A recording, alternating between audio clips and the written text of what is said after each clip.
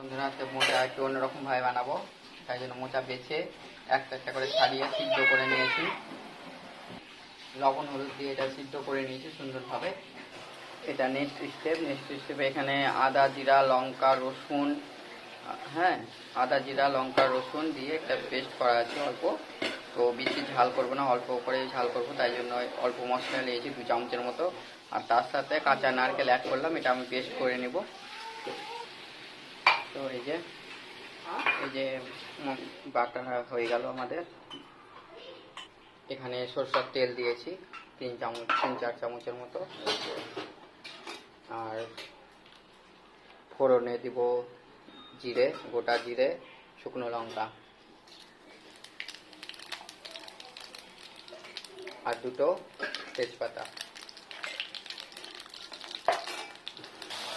বেটে রাখা মশলাটা দিয়ে দিব, আরও সম্পূর্ণ বেটে রাখা মশলা।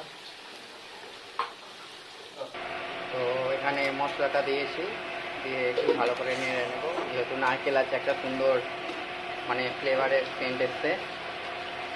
তার সাথে একটু হলুদ অ্যাড করে নেব, যেহেতু কম হলুদ দিব, কারণ মোচাটাতে হলুদ দেওয়া আছে, তো তাই জন্য কম হলুদ দিব। লবণও কম দিব, নিজের টেস্ট অনুসারে লবণ দিবে আর হলুদ দিবে, নিজের যেরকম টেস্ট হিসাবে।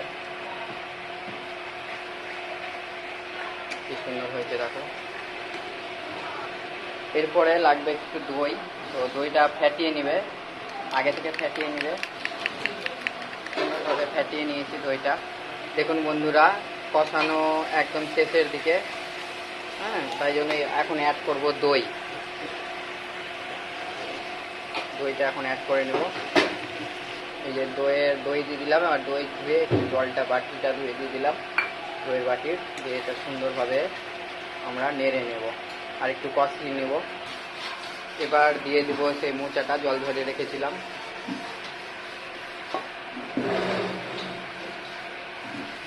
সুন্দরভাবে নেড়ে নেব, একটু কষিয়ে নেব এটা দিয়ে, আর একটু কষিয়ে নেব। আর ফ্লেভারের জন্য অ্যাড করব সামান্য একটু চিনি। যারা চিনি খাবে না তারা স্কিপ করে যেতে পারে। দেখুন বন্ধুরা, কালারটা খুব সুন্দর হয়েছে। এবার দিয়ে দিব হালকা গরম মশলা দিয়ে নেড়ে নেব। খুব সুন্দর একটা ফ্লেভার এসছে, সেন্টটাও খুব সুন্দর বেরিয়েছে। হয়ে গেছে বন্ধুরা, নামালাম। একটু বাবার জন্য নিলাম, টেস্ট করাবো, দেখি খেয়ে রাখো তো কেমন হয়েছে।